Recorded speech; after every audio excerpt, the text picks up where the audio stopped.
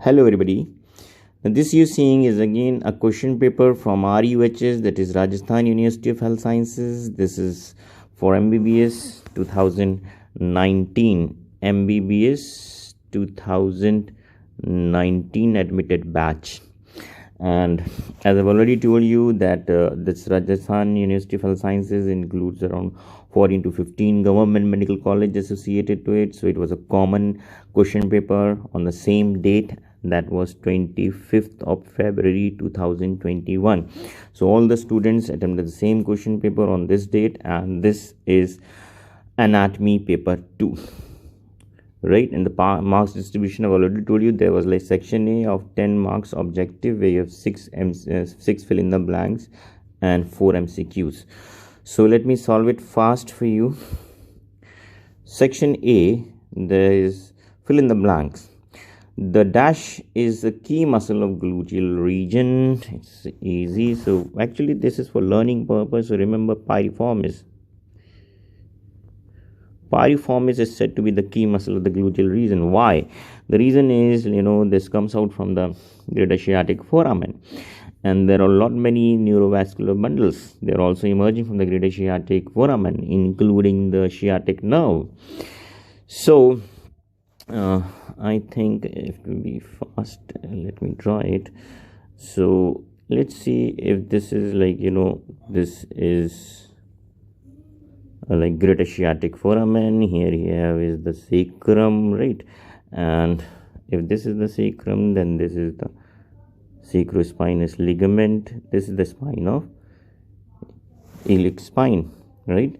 And there was this another ligament, that was sacrotuberous ligament. Let's say this is sacrotuberous ligament. This is all what I'm telling is for your purpose of revision, so that in the future further exams the students will find it easy to solve similar questions. Here it is cos 6, and these are the intervertebral foramen, right? So now what you're seeing here is, this is greater sciatic foramen, this is lesser sciatic foramen, but these foramens are not true foramens. They only formed completed because of these two ligaments. This is sacrospinous and this is sacrotuberous. Remember that sacrospinous is a deeper ligament, while the sacrotuberous is a superficial ligament. Now what emerges out here, first of all, remember that this is a muscle called piriformis. This piriformis muscle emerges out from this greater sciatic foramen. Got it? And which muscle comes out from the lesser sciatic foramen? So this muscle, I'm drawing it in green color. I hope you've understood why in green color, because this muscle, remember, when it emerges from the lesser sciatic foramen, it becomes tendinous. And this muscle is, look, I'm not writing everything, a lot of space, so you keep listening. This is obturator internus. This muscle is obturator internus, and the red one is piriformis. Okay, why this muscle is called a key muscle? Now look here fast. There are nerves and vessels emerging above to this. You have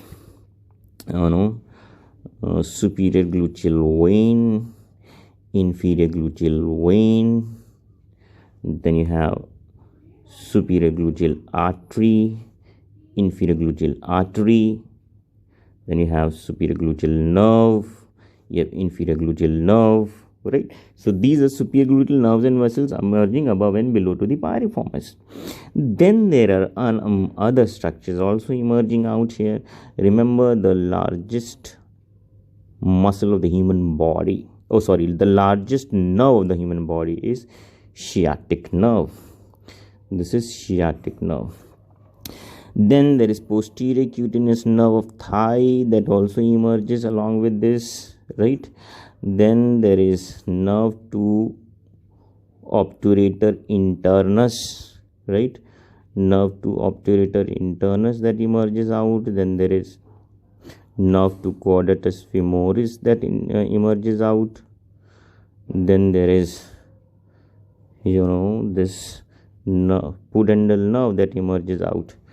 And of course you will have internal pudendal vein, and you have internal pudendal artery also emerging out. So these are the structures that emerge out from this. superior gluteal nerve, inferior gluteal nerve. I'm mentioning because the yellow color is so closely placed. So just making out clear. Inferior gluteal nerve. Then you have nerve to obturator internus, nerve to quadratus femoris. Then you have posterior cutaneous nerve of thigh. Then you have sciatic nerve. Then you have obturator. Oh, sorry, this one is pudendal nerve, right? And internal pudendal nerve vessel. Another important question that usually comes regarding this point here is, there's a spine. What arises from the outer surface of the spine, ischial spine. So which muscle arises from here? This can be a question. And there is a muscle arising at the two ends of this lesser sciatic notch. So this will be superior gemellus that emerges from the outer surface of the ischial spine, and from the lower end of the ischial spine the muscle inserted is inferior gemellus. This is superior gemellus. Then that there are four structures arising here. They soon go back into the pelvis, crossing this ischial spine and the sacrospinous ligament. So they appear in the gluteal region for a very short time. And these structures are, listen, this is nerve to obturator internus that goes back. Then there is this obturator, so this is internal pudendal vein that goes back. Then this is internal pudendal artery that goes back. And then there is pudendal nerve that also goes back into the pelvis through the lesser sciatic foramen. So why does this goes back? Actually, this nerve to obturator internus, actually, it supplies superior gemellus as well. While in its course it will supply superior gemellus, then when it goes inside, actually the muscle which is coming out is tendinous, right? And the nerve always innervates the muscular belly of a muscle. So, and that, there inside, deep inside here deep inside, let me show the dotted lines, it's this pelvic diaphragm on the inside. So half of the muscle obturator internus is above to this pelvic diaphragm, half the muscle from below to this diaphragm. So it goes inside and innervates the fleshy bellies of obturator internus. So that's this.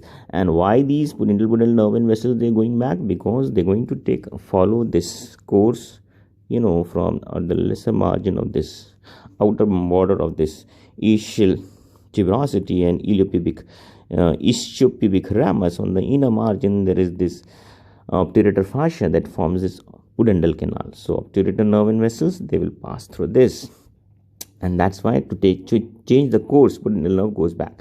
Another important point regarding here is this is pudendal vein, this is pudendal artery, pudendal artery that goes out from here, and then there is this pudendal nerve. That's how it reaches into the pudendal canal on the lower margin of the ischiopubic ramus on the lower inner margin. By the way, what's asked, like pudendal nerve, whenever a nerve crosses a bony prominence, it is subjected to the chances of neuropraxia because of the nerve compression.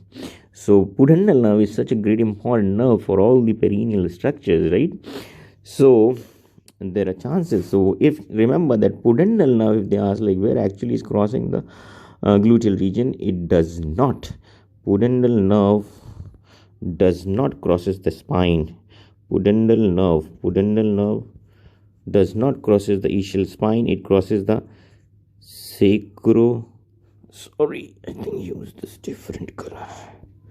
So pudendal nerve crosses the sacrospinous ligament.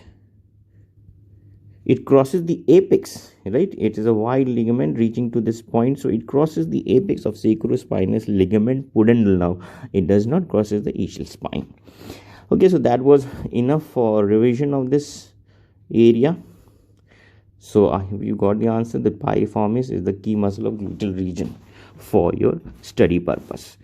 Now, lymphatic drainage of the glans penis drains into dash lymph nodes. This again has two answers, not a very exactly formed question, so let me draw it fast. In other question, in some other university also this was asked. So if this be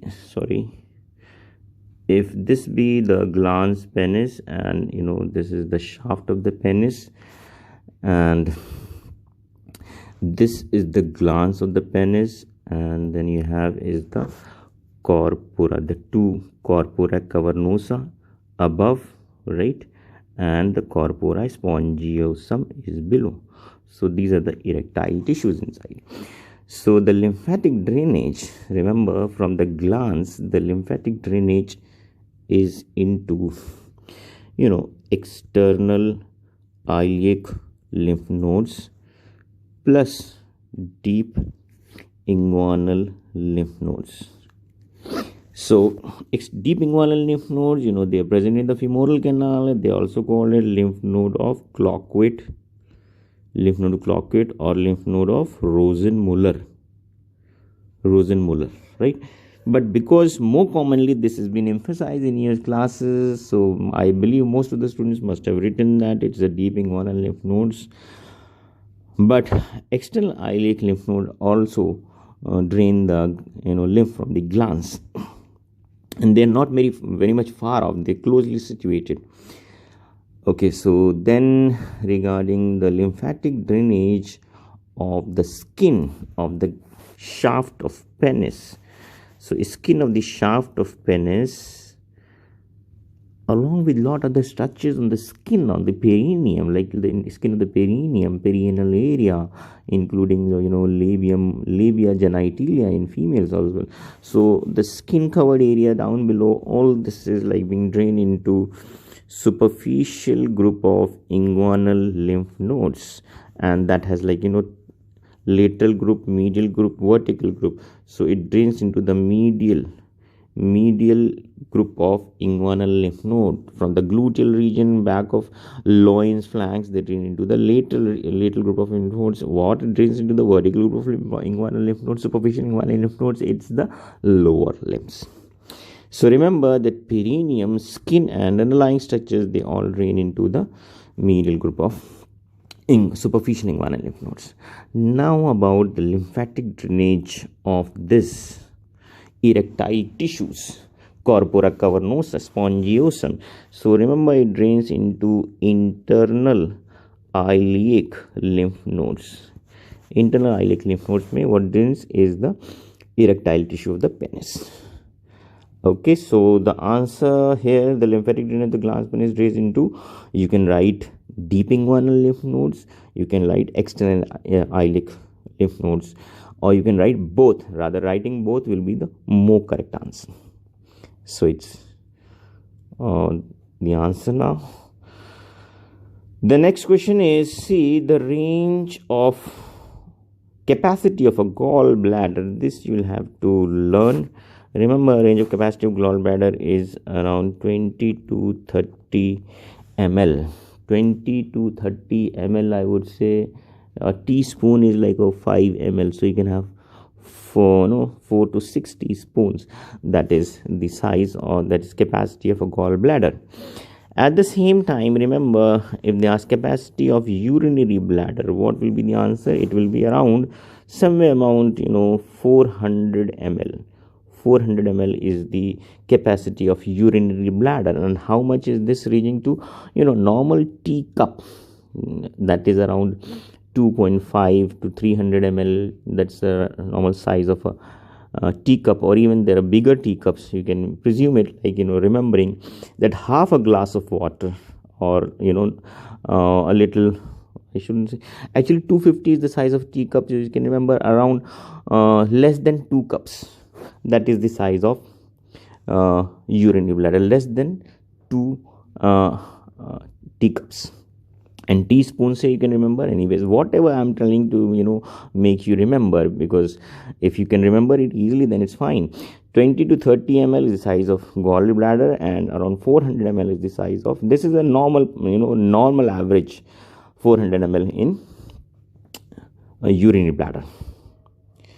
The normal position of uterus So actually position of uterus is, I think what they've asked is about the anti-flexion and anti-version, right? This is anti-flexion and anti-version. This is the normal thing they've asked, and anti-flexion is around 90 degrees. So and if they would have asked like what is the location, then it's actually a true pelvic organ, right? And it's covered by peritoneum. So that was about the normal position of uterus. Then left gonadal vein drains into, this is the question, left gonadal vein drains into left renal vein. Left gonadal vein drains into left renal. What are the vein drains into the left renal vein? Yes, so it's the vein of the left suprarenal gland, left suprarenal vein and left gonadal vein. Both of them drain into this is the left renal vein, this is left suprarenal vein, and left gonadal vein. Left suprarenal vein drains here, left gonadal vein drains here, and this is the left renal vein. Okay, by the way, okay, leave it. Then dash is the largest branch of femoral artery. This is easy. So remember that femoral artery, while let's say this is ASIS, this is pubic tubercle, this is the inguinal ligament, right? And here it is this femoral sheath here, right? And femoral sheath was having 3 compartments. This medial was the femoral canal, and here it is the lymph node of Rosenmuller or Clockwood, the deep inguinal lymph node. This is medial compartment from where this is the femoral vein that descends down, and what passes from the little compartment is the femoral artery that passes out, and there is a nerve also which pierces and emerges out, and that is the femoral branch of genitofemoral nerve. And little to that, on outside to this sheath is this nerve descending down, is femoral nerve. Now if they ask like what point is this from where this descends down, this is mid-inguinal point. Remember that this artery is external iliac artery. So external iliac artery continues as femoral artery after crossing the mid-inguinal point. And what is that point from where this femoral nerve descends down here? This point is midpoint of inguinal ligament, right? So there's a difference. Remember that. And there was this vertical plane, mid-clavicular plane, right? So mid-clavicular plane actually vertically passes through this mid-inguinal point. And like a little above to this midpoint inguinal ligament, you'll find is the oval opening of the deep inguinal ring, 1.2 centimeter above to this. So now what happens is the femoral artery, when it emerges out from the femoral sheath, soon around 2.5 centimeter below to that, it gives its lateral branch. Now this is a very important, and this is actually the largest branch of femoral artery, and that is profunda femoral artery. So profunda femoral artery actually, it descends down, then it gives a medial circumflex and the lateral circumflex femoral branch, and it's a descending branch, right? It goes down to supply the knee joint as well, and descending genicular branch. And this femoral, here you have a ring here, right? The femoral cribriform fascia and all, and there the branches, inferior epigastric artery, then inferior circumflex iliac, right? And you have external superficial external pudendal arteries. They are also branches, but remember that profunda femoral artery is the largest branch of femoral artery, and when it courses down, like profunda femoral artery, it passes between the opening. I'm not drawing in a systematic way, but remember when it reaches into the medial side, it actually passes between these two muscles. What muscles is this? This is adductor, this is pectineus, sorry. This passes between the gap between pectineus and adductor longus. So profunda femoral artery reaches to the medial compartment of the thigh by passing between pectineus and adductor longus, and there deep inside it finds this muscle that is adductor brevis. So it gives out like it's 4 perforators. One perforator passes above adductor brevis, second perforator perforates adductor brevis, third perforator passes below to the adductor brevis, and a fourth also at an equidistance below to this. And all these 4 perforators, they perforate all these muscles attached on the linea aspera, and ultimately all of them bury itself to perfuse the richest, the bulkiest muscle of the thigh is vastus lateralis. So it is richly perfused because all these perforators, they ultimately drain into they actually perfuse this vastus lateralis. And important thing is, like, if they ask like what is important about this first perforator of the profunda femoral, so remember that this first perforator of profunda femoral participates in the cruciate anastomosis at the back of thigh. This is about the first perforator. And what about the second perforator? There is another important thing about this perforator, second wale mein, that it is the blood supply of femur. Blood supply of femur. So if they ask what is the nutritional branch to femur, remember it is the second perforator of profunda femoral artery gives the nutritional branch to femur. By the way, this artery, nutritional artery to femur, will be directed downwards or will be directed upwards, means proximal or distal to proximal end of femur or distal end of femur. So that means you should know the growing end of femur. So the growing end of femur, it is the distal end of femur. So this profunda femoral artery, this second perforator will ascend, towards the hip joint, like towards the proximal end of femur. That is not the growing end, because the distal end of femur is the growing end. So the nutritional artery always is directed away from the growing end. So it will be directed towards the proximal end of the femur. So that was all about revision here. So normal position of uterus ho gaya, gonadal vein ho gaya. So profunda femoral artery is the largest branch of femoral artery. Okay. Next question is, now it's an MCQ. Action of sartorius muscle includes all except.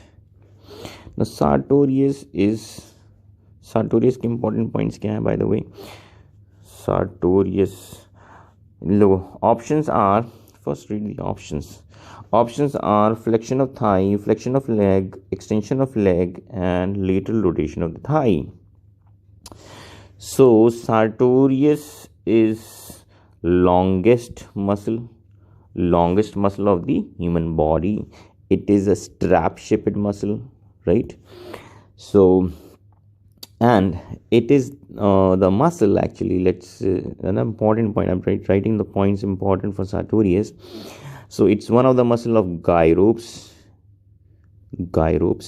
It's one of the muscle of gyropes. Then the important point is that femoral nerve supplies all the muscles from its posterior division, all the muscles in front of thigh from its posterior division. This is the only muscle sartorius that is innervated by the anterior division of femoral nerve. So this also is an important point. Then of course action is like, when you plan to sit down on the floor to eat, or for puja, or for worship, whatever, like people in India, they like sometimes when they worship, they sit down on the floor. Then even to eat also, they sit down on the floor, like flexing their legs and the hip and the knee, and that actually when you plan to sit down on the floor, you are actually doing what?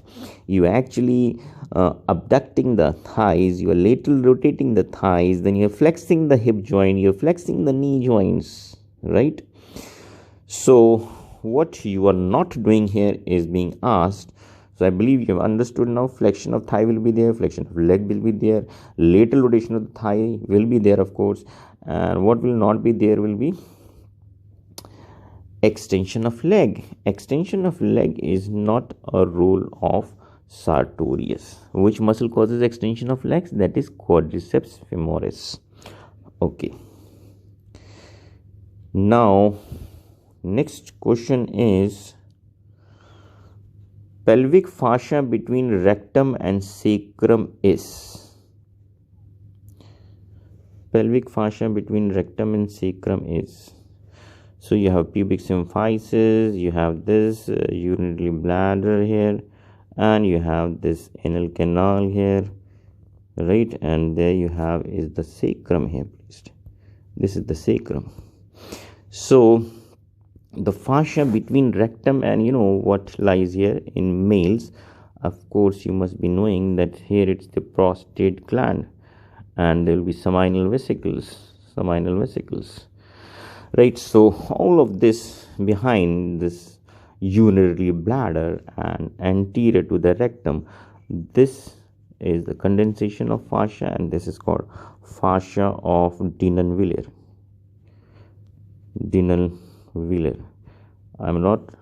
I think it's visible, otherwise it's written there in the choices, Denonville fascia.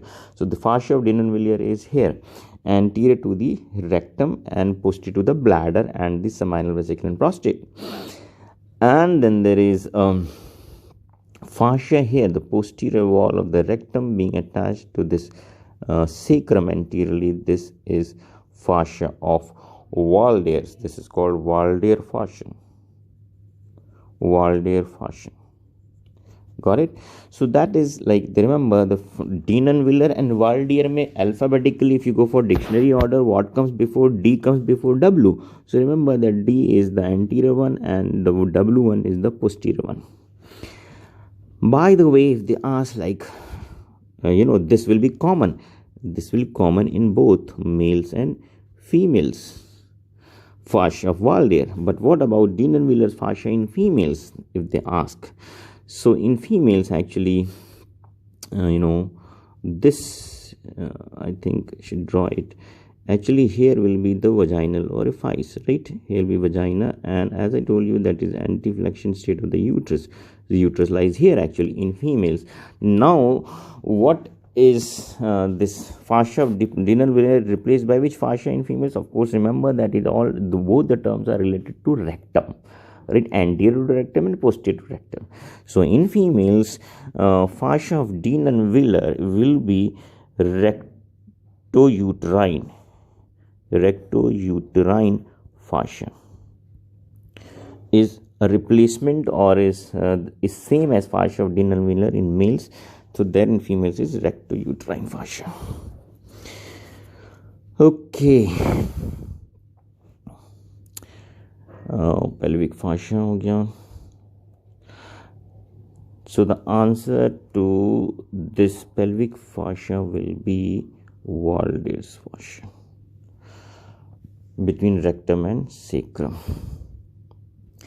The next question is, transpiloric plane passes through all of the following structures except L1 vertebrae, then you have pylorus of the stomach, tip of the 10th rib, neck of the pancreas. So fast revision of this also, you have this as the sternum, right? You have here the sternum, you have is the 7th rib, then you have 8th rib reaching to 7th rib, then you have 9th rib reaching to the 8th rib, and you have a 10th rib reaching it here. So here it is this midline, linea alba, and don't forget I told you already that there is a vertical transverse plane passing down here, and I just told you that ASIS in pubic tubercle, what was this? Inguinal ligament. And here presume that what I am drawing is clavicle, right? So this line reaches above. So this is mid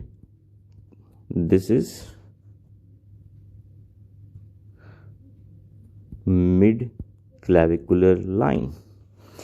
And the second point here is that it passes is through the nipples, that is the nipples. And the fourth point, that is this vertical plane crosses is this point. This is the tip of 9th costal cartilage, and what was this point? This I already told you is mid inguinal point. right? So now talking about the horizontal planes. So there is a horizontal plane passing here to the tip of the ninth costal cartilage, and this is transpyloric plane. This is transpyloric plane. So where does it actually crosses transpyloric plane? It actually passes L1 lower border. Okay, so L1 vertebrae, or L1 L2, lower border of L1 or L2 below. So you can remember that this transverse plane, or even most of the commonly they are the right is it crosses through L1, this transpyloric plane. So this transpyloric plane transversely, when you look anteriorly, it crosses to this tip of the ninth costal cartilage. And what lies below to this costal cartilage, if you palpate here, you will find something very important at this point, where this is in mid clavicular and transpyloric. This point is the point of maximum tenderness in cholecystitis, right? So this is the fundus of GB lies here. In case of cholecystitis, that's Murphy's point. Murphy's point is here, where this point of maximum tenderness at the tip of the ninth costal cartilage, because fundus of gallbladder lies below to this. And what other structure? Of course, there will be spilers of the stomach will be placed here, right? And this duodenum. So you know the neck of the pancreas also will be here. So all these structures will be present here, and I hope you've got understood the answer by now. So the answer in this case will be that tip of ninth rib hota hai. So this they have to accept, they have asked is accept. So the answer will be tip of 10th rib. The next question is, entry channels of the heart are all except superior vena cava, inferior vena cava, pulmonary, 4 pulmonary veins and pulmonary trunk. It is so easy and very easy, because the entry channels, you know, the 4 pulmonary veins, right? They are actually, you know, I should use the blue color, rather I should use it for this.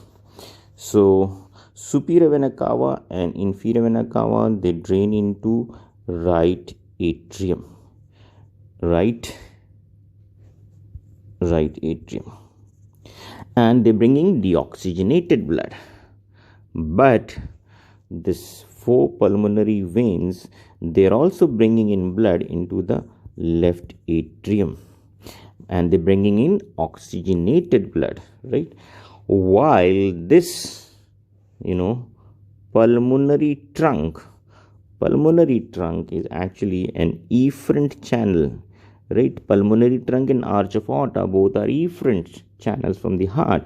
So it is, you know, taking blood to the lungs. So this also is carrying the oxygenated blood. So what they have asked is the entry channels, right? So what will be your answer then?